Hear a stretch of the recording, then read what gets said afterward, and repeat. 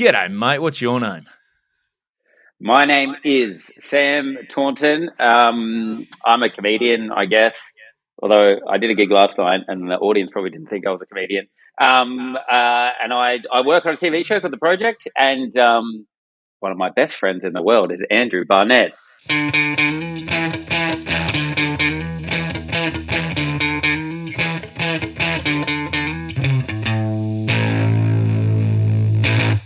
Hello, welcome back to another episode of Crowdworkcast. My name's Andrew Barnett. Thanks so much for joining me. I'm back from my little summer break. I am feeling refreshed and very excited to rip back in with a whole bunch of brand new episodes of the podcast. We've got heaps of great episodes coming up, including today. Today is, well, this was such a fun chat with my old mate Sam Taunton. As you'll hear in this, Sam and I used to work together at Fox for a while. We were on the first season of The Night Watchman, which was our cricket show together. Sam's just an absolute champion. He's now one of the co-hosts of the project. He's moved on to great things. So this was just a nice chat. I don't get to see him anywhere near as much as I used to, and this was a lot of fun just chatting to Sam, catching up. Now, if you want to find out more about Sam, follow him or whatever, you can follow him on social media. He's Sam Taunton on Instagram, Facebook, all that good stuff. Now, he is also touring with his stand-up this year. He has a brand new show that he's taking to all the festivals and all around the place. It's called How to Tie a Tie. He'll be at the Adelaide Fringe Festival.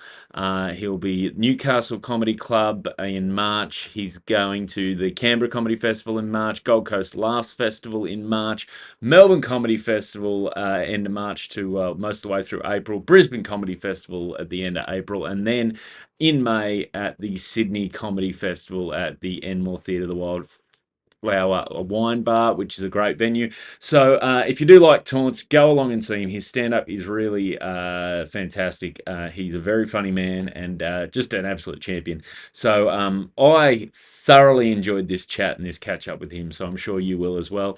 To that end, if you are enjoying the podcast, please do like, subscribe, send me a message, let me know who you'd like to see on the podcast. And if you are enjoying me or you'd like to come see me do stand-up, please give me a follow on social media. I'm Andrew Barnett Comedy on Instagram, Facebook, YouTube. Some people do watch this on YouTube, so like, subscribe, do all that good sort of stuff. Other than that, I don't really have much more news, other than I'm back at it. We've got a heap more good podcasts coming at you. I've got a bunch of new episodes ready to go. So enjoy this one with my mate, Sam Taunton.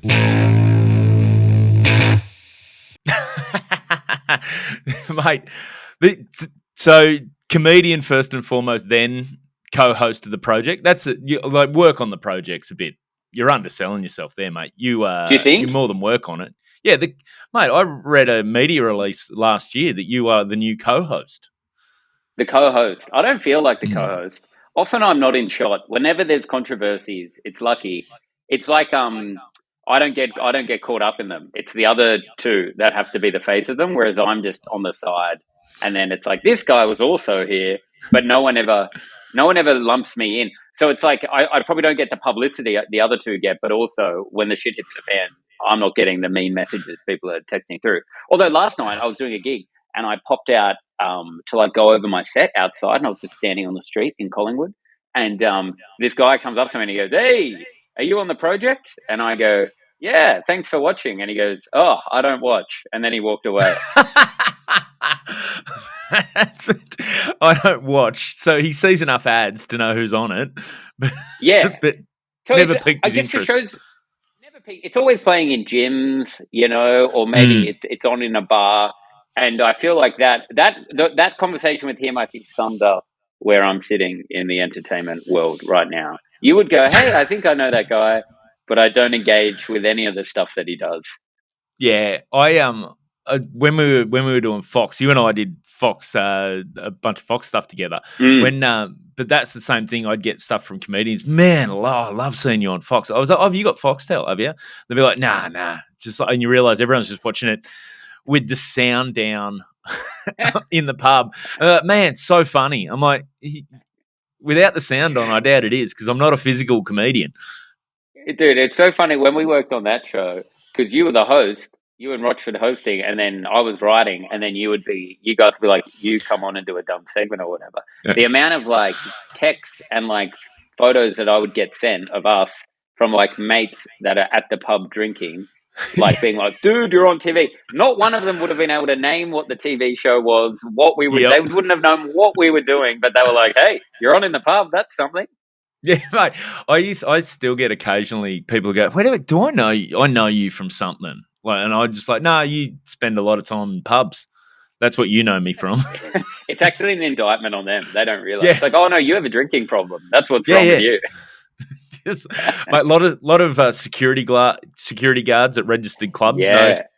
know who I am. I went to you remember you know Andrew Paskin. Oh yeah, Used to yeah. do Love used Andrew to do Paskin.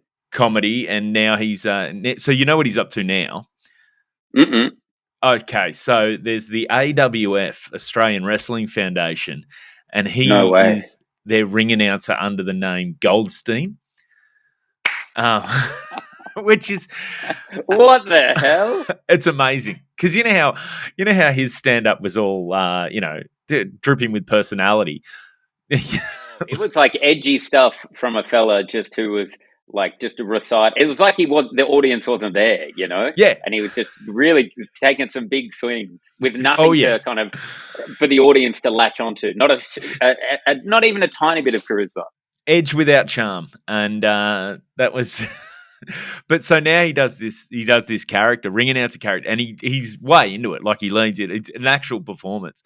But I took my couple of years ago. I took my youngest son and his best mate to go see them. They were at the registered club not far from here, and so I took them along, and they had an absolute ball. But as I go in, Yeah. the security guard on the door just like, Barney, but what are you doing here?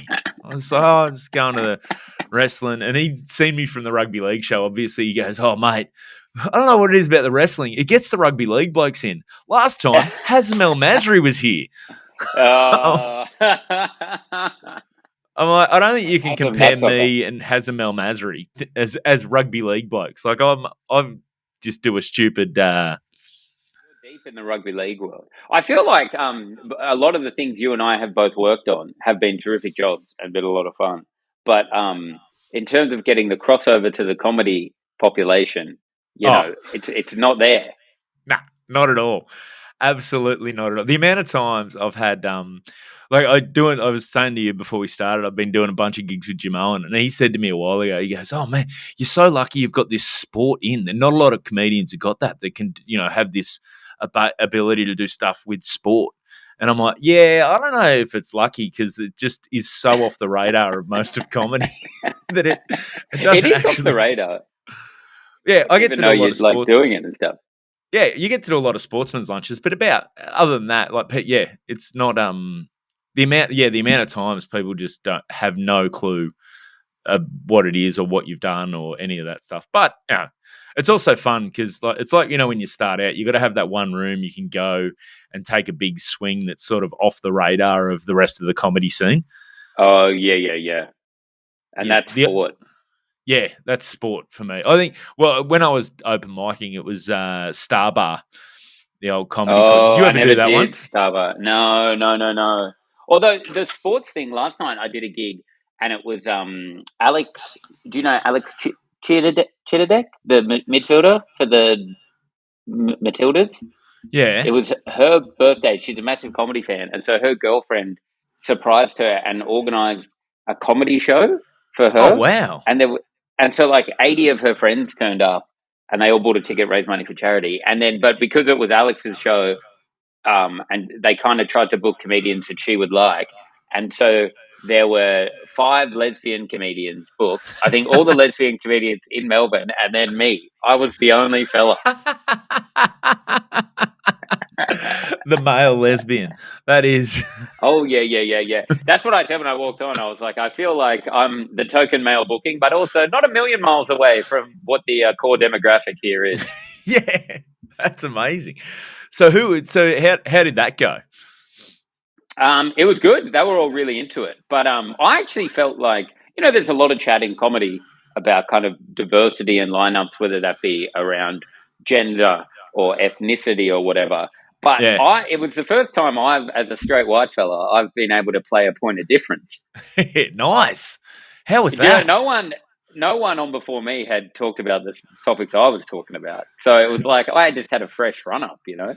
Um, it was great. Yeah, it was great. Although, yeah, it was interesting. I don't know if it'll happen again, but it was a dream. It was just rare to be five lesbians and me. It's like what a lineup. I think I've seen that video. Um, Yeah.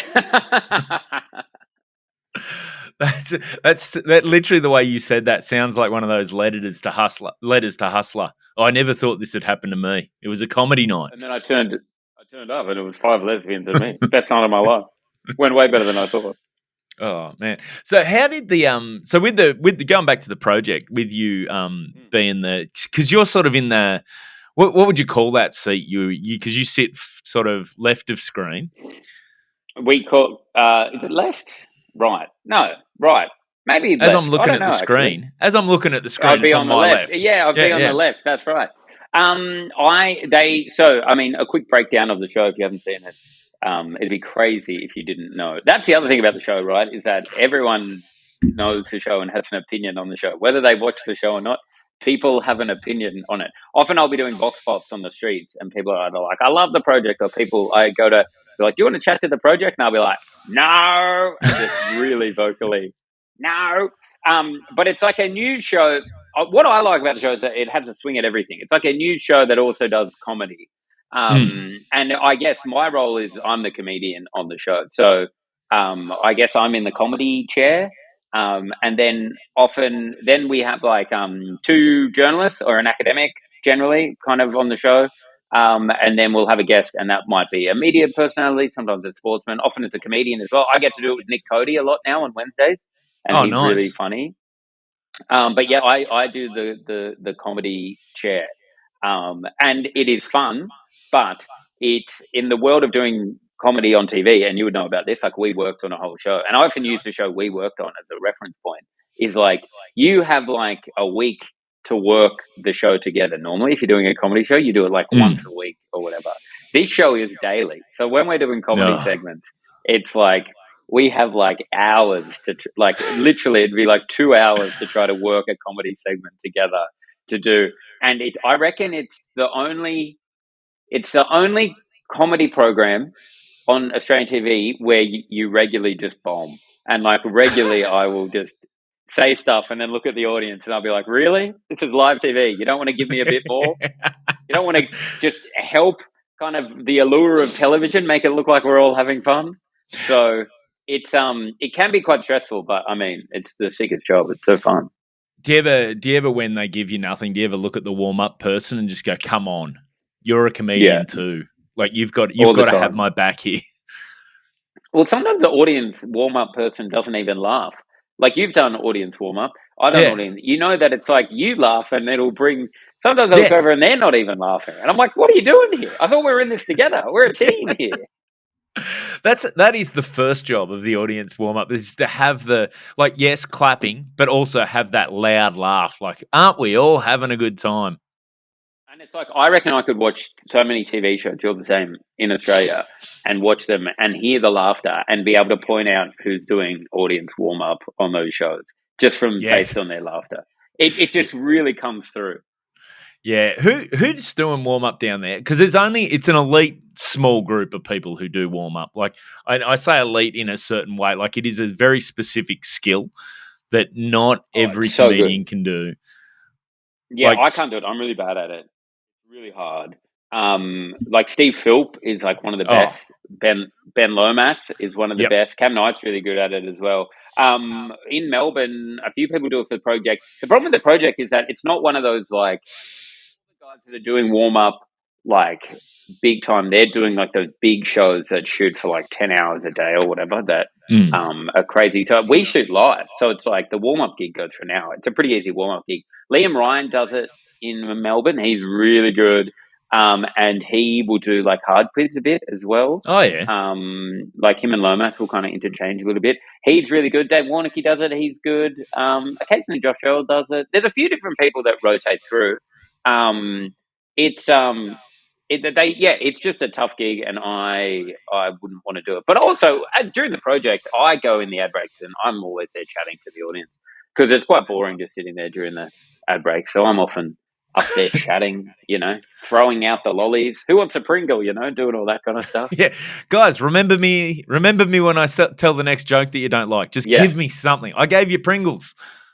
totally. We've just done a package on Gaza and crossed to someone in the middle of like fucking like on the border. Just everyone's like in shell shock, and I'm like, "Who wants a snake? Here we go!" Trying to get the vibe back. How do you go with that? Because you are basically the comic relief on that show, but then sometimes they go full serious, full earnest. Like you get a nice like a Gaza piece or something like that where everyone's just verge of tears. All right, now Sam, you saw something funny during how does It that? is. It's hard. It's so hard, and that's kind of one of the real challenges of the show. And we try and we try to separate it because the show has key things it needs to hit, and the news kind of does dictate what we talk about. Like, for example, we've been back, I don't know when this will go to air, but we've been back 2 weeks this year in 2024, and they've been pretty light shows. Like, all the kind of news packages have been kind of about kind of somewhat interesting things. So it hasn't Mm, been any like war, death, heavy stuff, people dying. So it hasn't been anything like that. So they've been quite light, fun shows. But sometimes, like, for example, when like it all kicked off, this time, midway through last year, 100 days ago, whatever, in the Middle East. It was brutal. The shows were terrible. Like, it was so sad. And then we would be crossing yeah, you're the real to victim here. Gaza.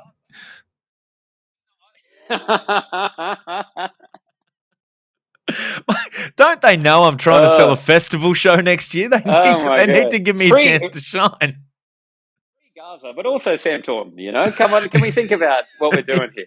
I'm there marching, but for the wrong reasons at the protest, Yeah. Make it easier on TV hosts, okay?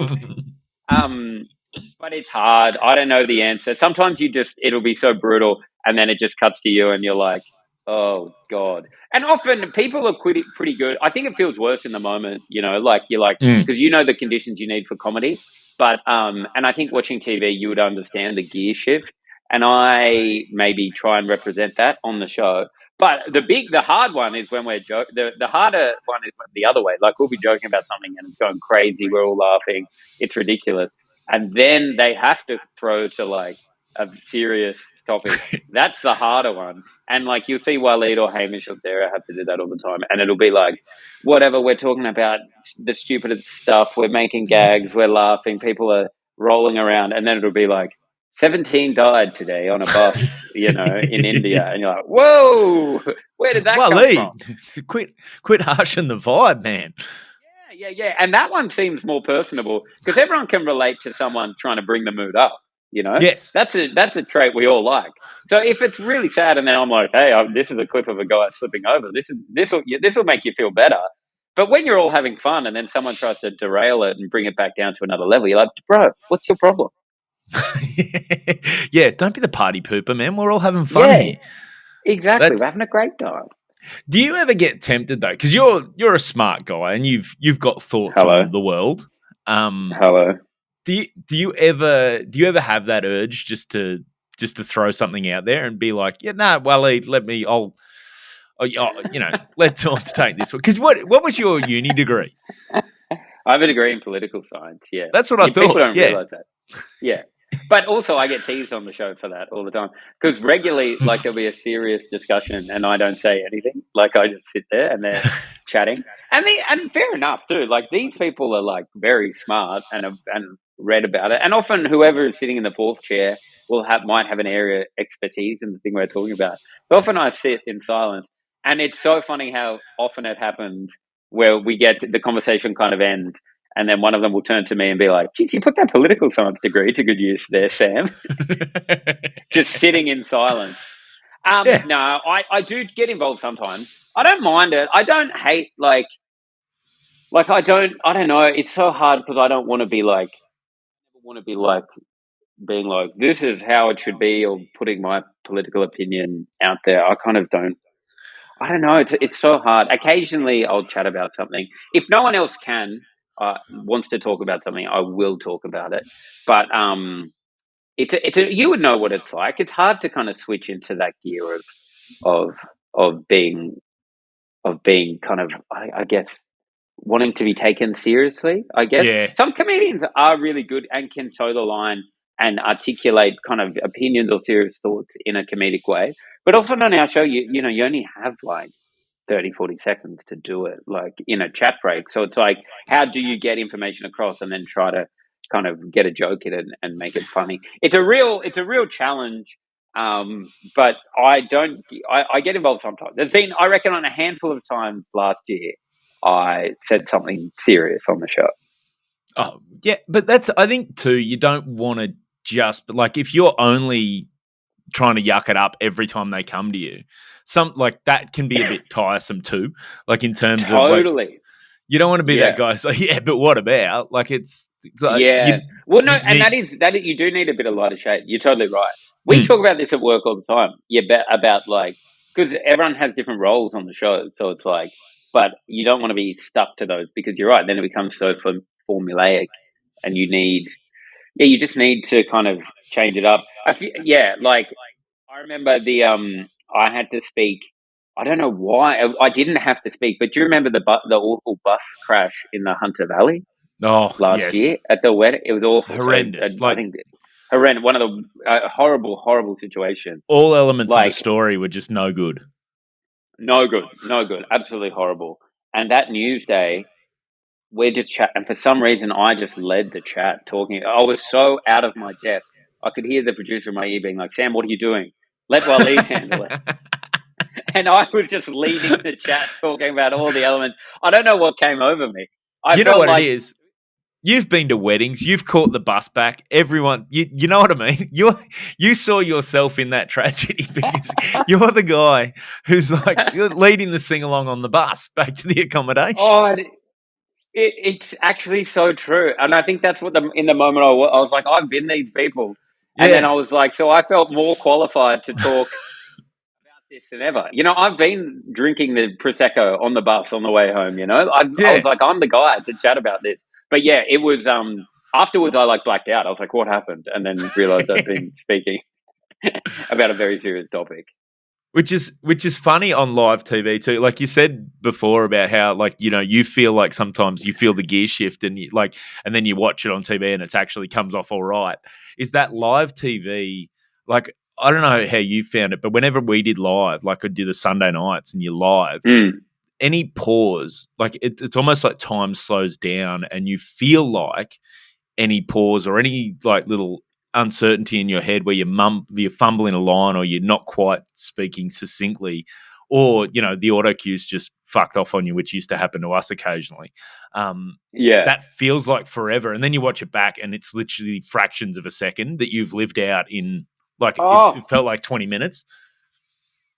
totally. That is one thing. You watch it back often and you're like, oh, that's completely fine. But there are moments where you're like, what do we do? Or there'll be just like weird, awkward moments that you think are weird interactions.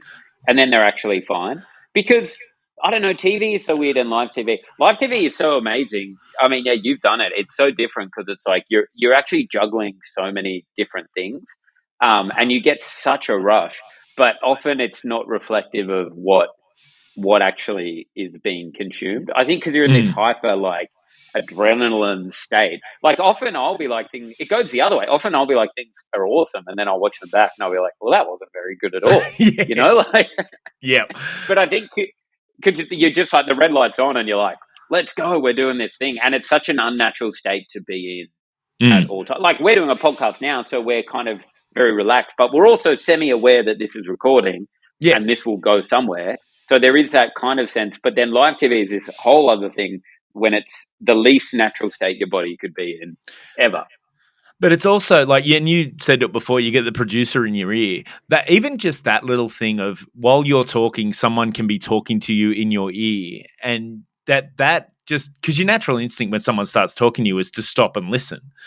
But you do that Oh yeah, yeah, yeah. on live TV. You like, I remember like to fight the instinct the first time when I was first getting it in my ear, to stop and just look sort of off screen and go, and then start again while you listen to just to tell everyone, hey guys, shut up! Someone's talking to me in my ear. Okay, I just need to hear this. Yeah, got it. Okay.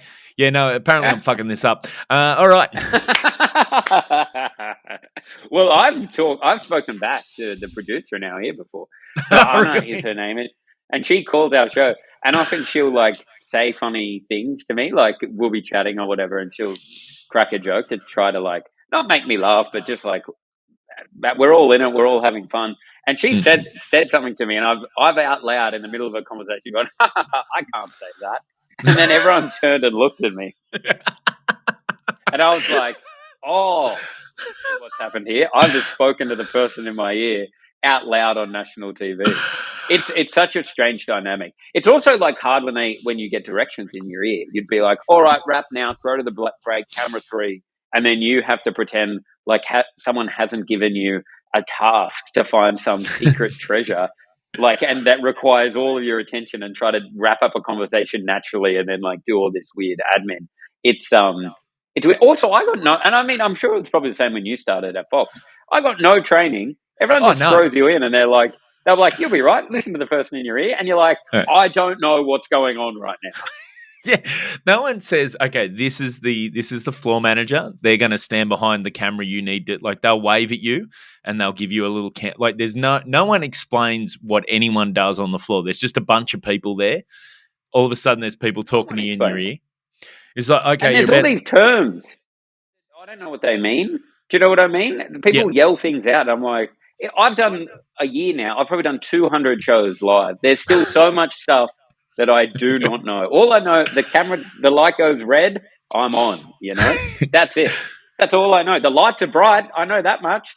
There's all these lights on you. You can't really see. Someone's yelling in your ear, and you just kind of hope it all goes okay. Mate, I remember when I was doing a few of the back pages, and a couple of times trying to find the camera that where the light, because like I'd start talking and the light would be on one camera, and so I'd just sort of learn to go towards that camera, but then they go to my single, which is a completely different camera. So you just partway through you're talking, you're like, fuck, where's the red light? And it feels like that moment of panic once again feels like takes forever to go, oh, that's my camera. Oh. Dude, yeah, I got caught on the wrong camera the other day. Like, I got told it was coming. Yeah, I mean, I don't know if this is quite boring, but it's like I got like told to come back on a different camera, and then I wasn't ready, and then it just came on, and I was just like looking down, like I was just looking straight down at the desk, and the camera must have been on me for like 5 seconds, just staring down the top of my head, my hair for the whole nation to see. Well, at least you got a beautiful head of hair, mate. That's. Well, thanks, mate. Yeah, I mean, maybe I gave the nation a little treat, you know? Yeah, well. Have a look at that, guys. That'll cheer up your evening. Balding men feeling very, very jealous out there because of that. Do you actually, I was looking through the news before this because I don't know if you know, I'm a fairly serious guy. Oh, mate, I'm sure. Yeah. It's funny because we should get you on the project, actually, to talk about some of these big opinions you've got. How did like I'm just looking through it because before we did this I just I get just get my little newsletters every day just to especially working at the moment, like either doing stand up or working in sport, sometimes I feel like I'm out of the loop with what's going on in the rest of the world, so I try go, you know what, I'm a full human being, I'll read the news and flick through. And I was just literally thinking about you this morning, looking through this, just going, this is all the stuff like. Here's a headline: is North Korea really planning an attack? So they've fired a volley of missiles into the waters near South Korea. Sam Taunton. Hello. I reckon that sounds pretty. Yeah. Okay. My big one. I go in other news. This man slipped on a banana peel. That's how I would segue out of that. Oh, I don't know. I was going to say I've got a pitch for you. For a story you can go to. I found this on Instagram the other day. Apparently, and I talked to our mate Nick Ratto about it. Yeah. Apparently, they've been doing it for a while, for years. Did you know there's an organisation in New Zealand that teaches dogs to drive? No, really? That's a thing? Yeah, apparently. Is that it's this? Am I waiting for a punchline, or is this a real No, thing that this happened? is 100% real. It's just come What up. do you There's video. mean? There's video of it. I found it was just come up in my Instagram feed, and I started researching. What? And I sent it to Rado, just saying, mate, your country's crazy. He goes, oh yeah, that's been around for a few years. That's no, but Oh yeah, that's the dog driving thing. That's yeah, it's just ancient New Zealand kind of tradition. It's actually, don't make fun of it because it's actually yeah, part of our culture, and our dogs drive here. That's just what we yeah, do. Our dogs drive. We should do a project story on this. mate. That's what I was thinking. That'd be perfect. Like correspondence piece. You over there, taunts, even out on the out at the vehicle maneuvering area. You could be like taunts versus the dog. Who can reverse park better?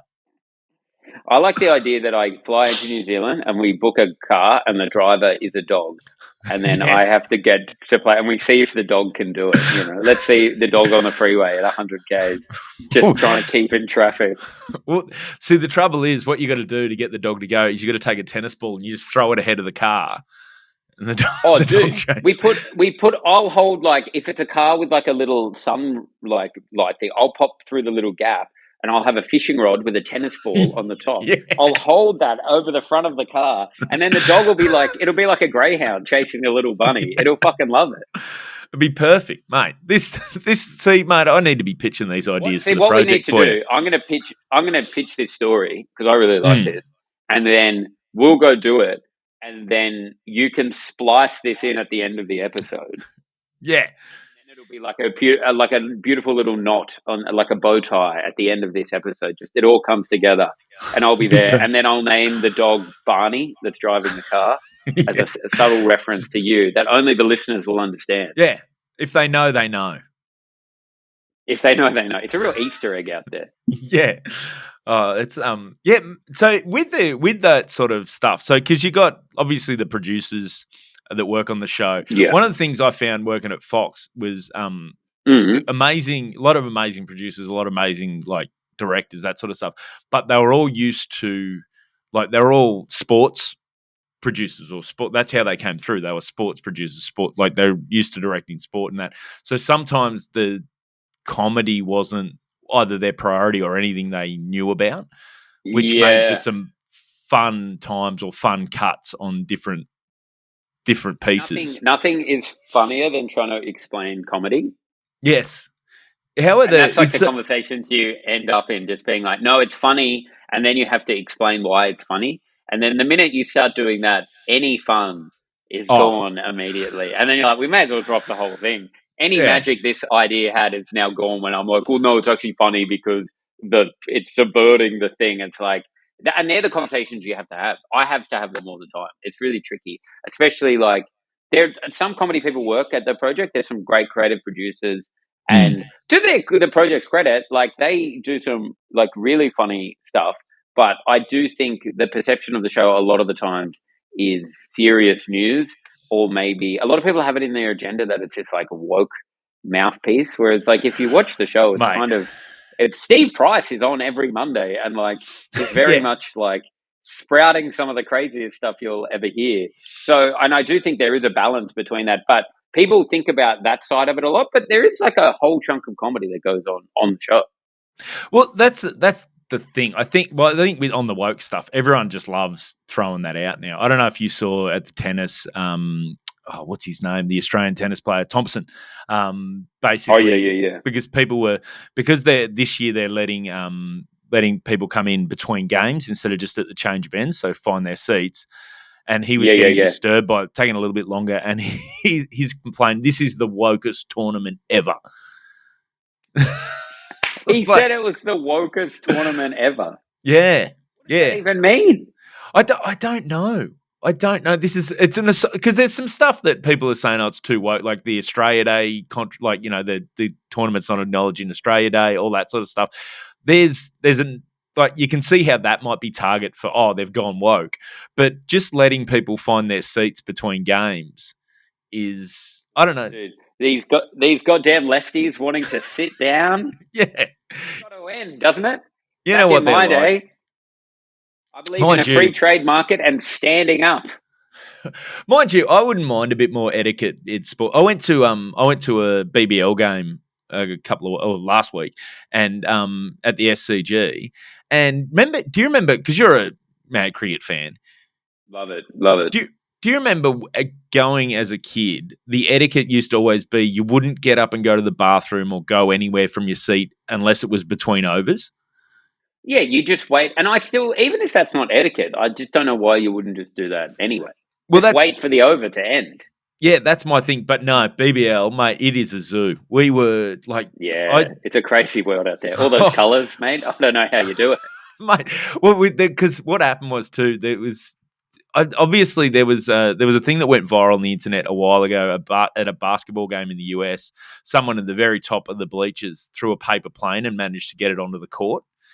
So that's awesome. You know the 4 and 6 signs that were handed out. Yeah, that they hand out at the. So it became about probably 8 overs into the first innings. It just became a bit of a game to see if you could make one of them into a paper plane and throw it on the field. I love it. This is what this is what Test cricket's lacking, right here. Well, it sounds funny, but then at a certain point, you've just got 8-year-olds like hitting people a row and a half in front of them in the back of the head with a cardboard. Yeah, just from point blank brain. It was insane. It was like at a certain point, and then there's an announcement: please stop trying to throw things on the field. It was not. Yeah, it was everything my grandfather would have said is wrong with cricket. It's a gentleman's game. I've got a sporting etiquette thing for you. So I'm living in Melbourne at the moment. I've been going to the tennis quite a lot. Mm-hmm. The Australian Open. It's a very woke tournament, which is why I feel quite at home there. Yeah. You project types are always in there. Oh, we're all there, mate. You know, I'm for free Palestine. That's what I keep yelling in between points. You and Waleed in the project box at Rod Laver. God knows what kind of socialist activities we're getting up to in there. But so my friend has been staying with us, my girlfriend's friend, right? Her brother is a tennis player, Chris O'Connell. He made it through to the second round. Yeah, we went and watched the first round. He won in 5 sets. It was exhilarating, right? It was really exciting. Anyway, so my girlfriend's friend has been going to like the tennis every day, right? She's just got a all access pass, right? She's at Rod Laver the other day watching Novak. She's got a packet. She sees a packet of chips on the ground, right? There was a couple sitting next to her, and they had left about 40 minutes ago, right? And they've just left a packet of Red Rock Deli chips, just like on the ground. They've taken all their stuff. She's sitting there, and she goes, "Well, I'm just going to eat these chips." She's like, "I'm hungry. I don't want to go. I'm just going to eat these chips." She starts eating the chips, right? As she kind of gets to maybe there's like 2 or 3 chips left, that she sees the people coming back. And she's like, fuck. She's like, fuck. So she's like, what do I do? What do I do? So she shoves the chips in her pocket, like real. And she'd been handing the chips around to people near her as well, being like, do you want a chip? She's like, I found these chips or whatever. So the people sit back down, and then everyone around her is like making eye contact with her. And she said it was like everyone kind of like subconsciously was sending a message, like telekinetically being like, shut the fuck up, let's not talk about these chips. The couple sit down straight away loudly. They're like, where's our chips? What's going on? Like asking about the chips and asking people around being like, has anyone seen these packets? We left a packet of chips here. And everyone's like, no, I don't know what happened. And they're like, this is crazy. Like, I can't believe that these chips have just gone missing. And everyone's like, this is weird, but we're watching the tennis. We don't know what you're talking about. So I guess my first question is, do you eat the chips, right? If someone leaves a packet of chips for 40 minutes at the tennis, takes their stuff. And I guess secondly, is 40 minutes enough to be like, you can't leave your chips, right? No. Okay. So 2 things. First off, on the first question, would I eat the chips? Red Rock Deli, what are we talking? What flavour? Honey soy chicken. Okay. They're universally loved. Okay. So straight away. We love the chips. Yeah. Absolutely. Straight away. The temptation's high. 40 minutes is way long enough. It's a long time. It's not like, and that's not a common etiquette thing to go, you know what? We need to reserve our seats. Like, I'll leave a hat on a seat that I want to reserve. Like, you know, if I'm getting up and go, I just want people to know of we've got this seat. Just put your jumper on it, or put a hat, or put something like that. People know that's my property. Not, hey, just throw the chips down there. No one will think that they're reserve anything with a packet of chips. No.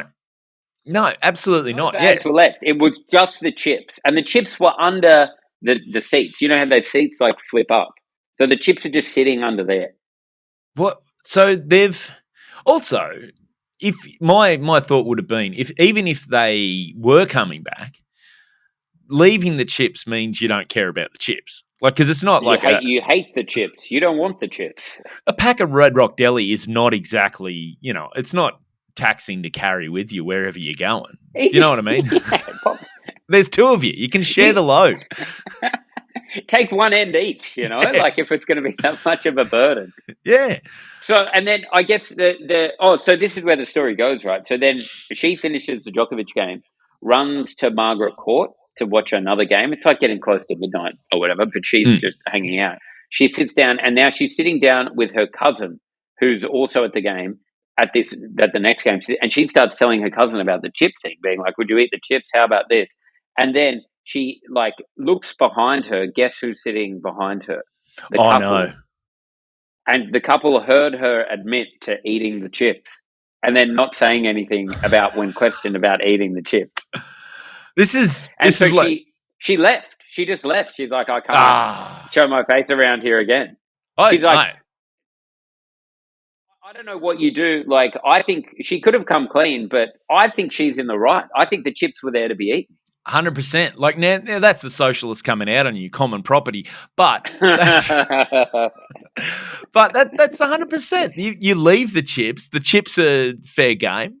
Obviously, you don't value them. They've got no value to you. Well, otherwise you would have taken them with you. The fact that they've left a packet of chips in front of an empty seat thinking that they could come back it's insanity. What world are they living in? Absolutely. I know, it's crazy. So I was at the tennis on Saturday night and on Rod Laver, I went and bought a packet of chips to test this theory.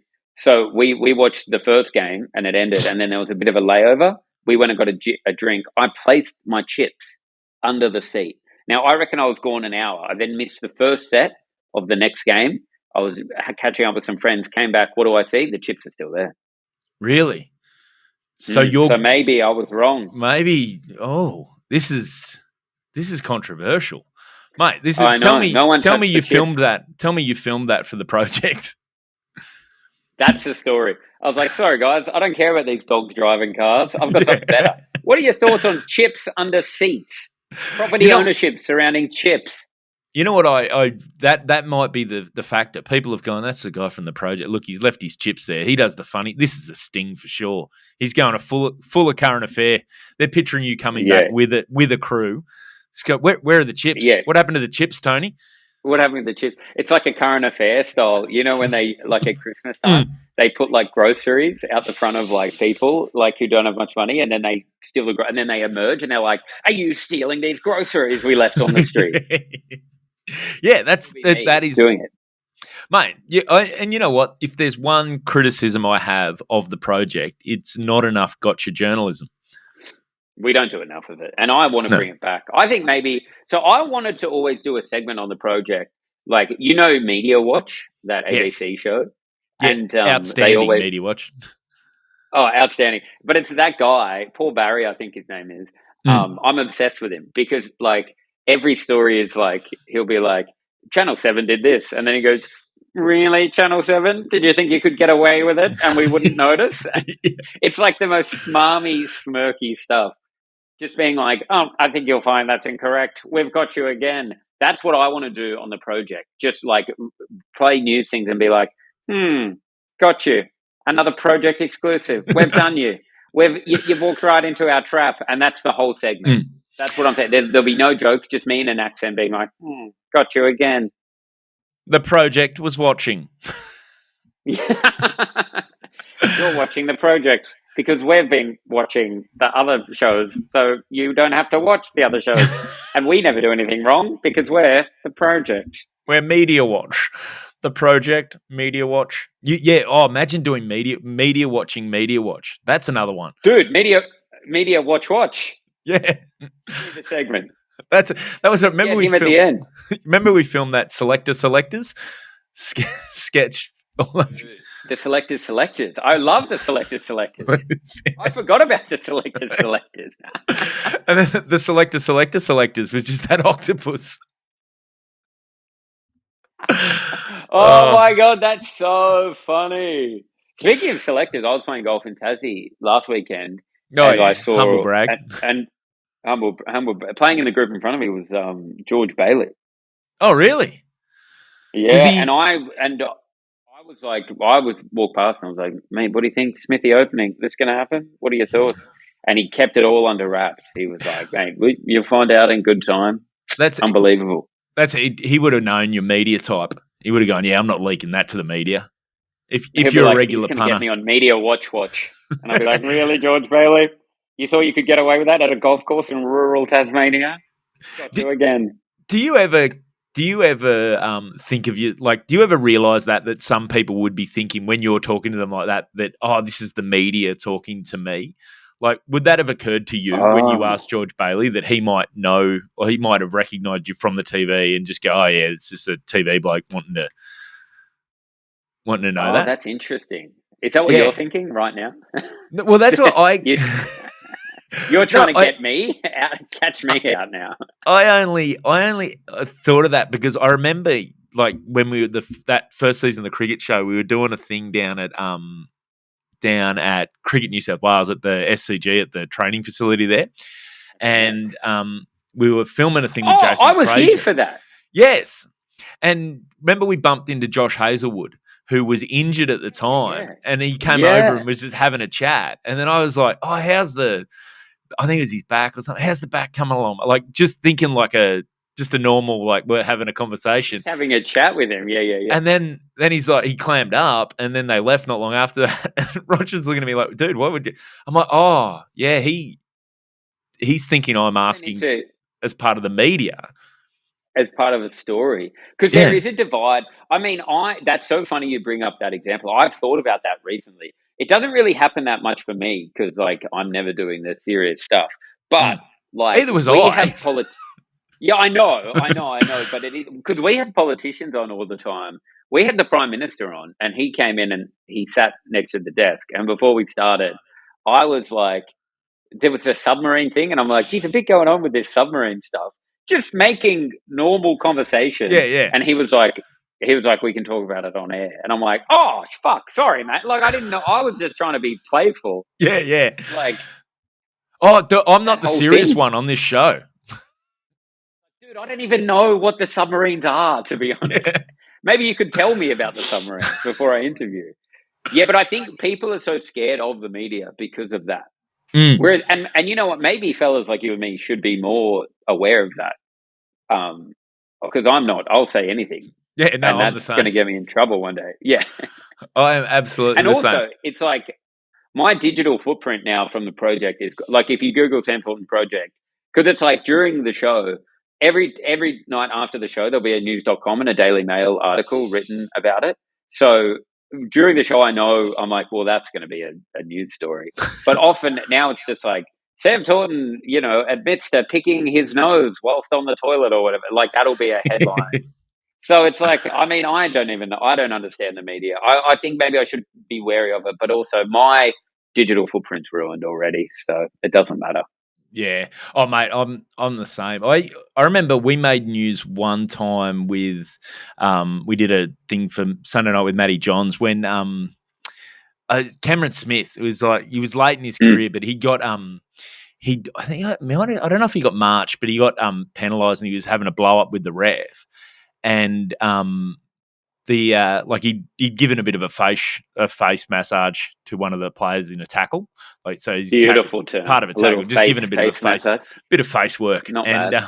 There was a little knot, I believe, just in the cheek. You had to try to work it out. Yeah. Mate, your jaw looks like it's locking. You don't want to grind your teeth, mate. Yeah. Let me loosen that up for you. Let me get my elbow Thai massage style in there. So but we had the ref mic, we found the mic, the ref's mic afterwards, the sound, audio, and we got the exchange about he goes to the ref, what was that for? And the ref says, rubbish on the face. And he's like, rubbish on the face?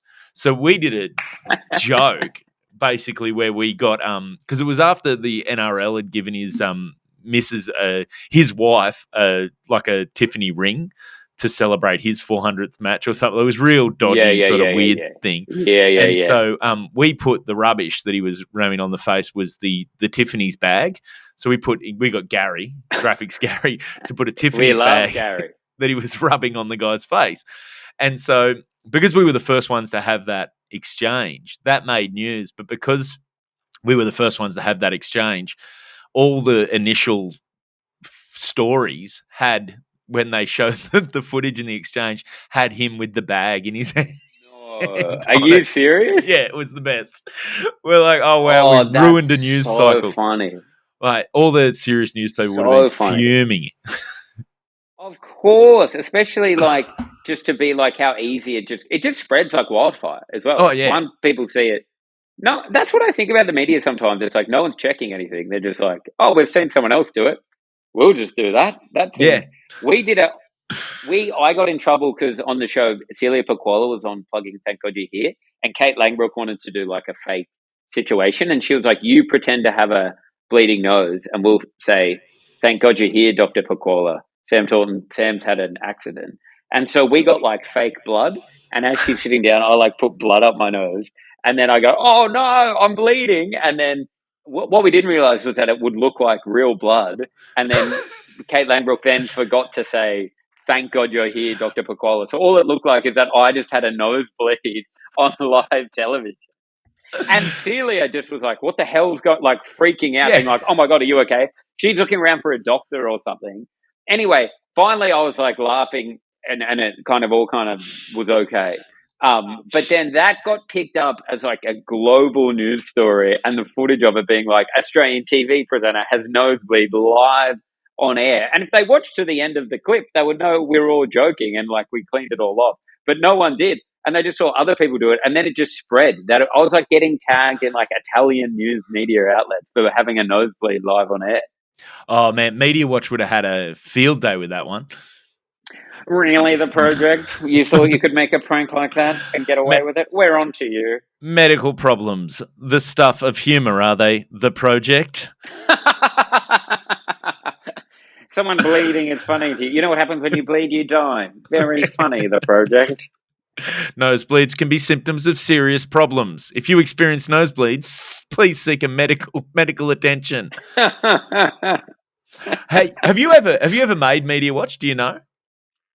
Yeah, but not for anything. Often they'll use some of the clips I play at the start of Media Watch. So, really? Like, I don't know if you watch Media. I do watch Media Watch. So I really like it. But they will have like a fun thing at the start of the show, and they'll play a clip, and they'll often play it from a different media news outlet. But often, if I do a real newsy kind of joke or have like some footage of a real newsy thing that's funny and light, often they'll put that at the start of Media Watch. Not all the time, but probably like 5 or 6 times. Nice. I'm picturing dogs driving never cars. For anything bad.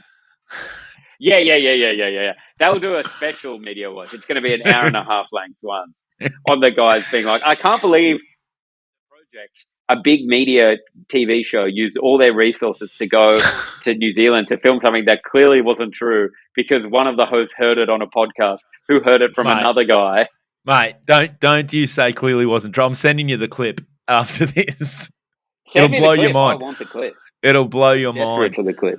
Mate, we made Media Watch once, as to the best of my knowledge, when remember when COVID started and there was no live sport, Fox League started doing like just basically it was like a they used that podcast room and just did like, you know, like a breakfast show and a afternoon show and all So it was almost like radio on TV. So we did a shift, James and I, and we got Hindy to call it, like to FaceTime in, and he we set it up with him like he didn't know how to use technology, and so we had him without his shirt on and basically leaning over the camera. So when we cut to him, it's just him like big cleavage and like gut hanging out. So funny. Like, yeah. But then they took it as like they were like, and you know, there was with no sport on, they had to make their own content, though not everything went to plan. and they played that clip. Oh, And we're like, oh, no, let's just go. And they not as though it was a serious thing that actually went wrong. We're like, that's not fair. I feel like that's when we need Media Watch. That's yeah, the perfect example for Media Watch to be like, I think you'll find you're actually the butt of the joke here because we were being funny. Nathan Hindmarsh is a rich man who probably has a technology butler on hand at all times. We were making a joke. So they were like, he was making fun of you guys. yeah, for saying it was like a real thing that went wrong. And we were like, oh, because if you watch it to the end, I think we even got him, like at one point he bends over and we see his ass. Like it got ridiculous. Well, give poor old Media Watch. It was the start of COVID. He's probably struggling. All the TV shows have ended. He's struggling for content as well. And I assume they're not looking to watch that much. Like, he doesn't strike me as a guy who spends that much time watching Fox League anyway. Yeah, I don't think he's getting to the end of the... I think someone sent him the clip and he was like, that's probably going to be enough for me. That'll do. He probably doesn't even know who Hindmarsh is. He's like, then just some big fat guy just got on the Zoom. I don't know that this guy's one of the greatest rugby league players of all time. Yeah. And not everyone went to plan when this random fat Westie called into the show. Oh, God. Mate. Now, mate, you do have to actually, we've talked a heap about the project. You do have to actually get to work. So thank you so much for doing this morning. Before we go, though, you're doing all the festivals this year with your stand-up. So people, even if you don't like his woke antics on the project, go see his woke antics live. I say, you'll be allowed to come and sit down at any time. If that makes it a woke comedy show, I don't know. But that's something I'm offering to everyone, okay? You'll be allowed to sit whenever you want. Mate, whenever people accuse you of wokeness, just go back and go, you know what? I worked on a cricket show and a rugby league show at Fox. So, how woke? Yeah. You've worked in rugby league, Sam. I have. Yeah, exactly. I've had political conversations with rugby league players. Okay, I don't know where that falls on the political spectrum, but it's definitely not woke. Yes, right. So, give a plug to your stand up. What's your festival show called and all that sort of stuff. Where can people find you other than the Daily Mail? You can follow me on Instagram if you like at Sam Taunton. My show is called How to Tie a Tie. It's not a tutorial on tying ties. It was a name that I came up with. You know what it's like. You have to come up with a name. And I was at a wedding and I was like Googling how to tie a tie because I'm very bad at tying a tie. And there's this YouTube video I always watch. And then my manager was like, we need a name. And I just wrote how to tie a tie. So that's the name of my show. And I'm going all around Adelaide, Perth. No, not Perth. But Perth later in the year. We haven't announced it yet. Gold Coast, Canberra, Brisbane, Melbourne, Sydney, Newcastle. I'm doing some warm-up shows next month in Brisbane if anyone wants to come along. If you go to my Instagram or go to my website, type samtaunton.com.au and you'll find all that information. Excellent, mate. And when you are in Sydney next, or I'll be down, I think I'm down in Melbourne for the festival. We need to grab a beer and actually catch up in person. This has been great. Mate, absolutely. We'll go for lunch or something. Beer and lunch. When are you coming down? Now we're just talking personal stuff. I don't know the exact dates yet, so I'll gotta lock them in. Well, let me know. Yeah, as soon as I've got them, I'll let you know. And we'll lunch, we'll beer, we might even take in a show. We should go to a footy game. Yes. Theatre, some theatre. That'd be good. Actually, footy game. Harry Potter the musical. I say, hey, I've got tickets to a show. We go to Harry Potter the musical. Is that the two-parter? Is that the one you got to watch over 2 nights because it's like 6 hours long? Yeah, I think so. Yeah. Hey, I'll be like, board. Clear your schedule. I know you're only here for 2 days, mate, but clear your schedule, okay? We've got 6 hours of theatre to watch. Mate, first off, I know the show starts at 6, but we meet at 2 because we've got to get you under the sorting hat, find out which house you're in. Yeah, exactly. And if you're Slytherin, don't think you're coming, okay? How disappointing would that be? I bought the tickets, I'm all pumped for it, and just like, sorry, mate. Hufflepuff and Slytherin don't get along. Yeah, it's not going to work out, unfortunately. You know that. You're going to have to probably just go sit in a pub and have a beer. Unlucky for you. Well, mate, thanks so much for doing this. Thanks, Sam Taunton. Go see him whenever you can.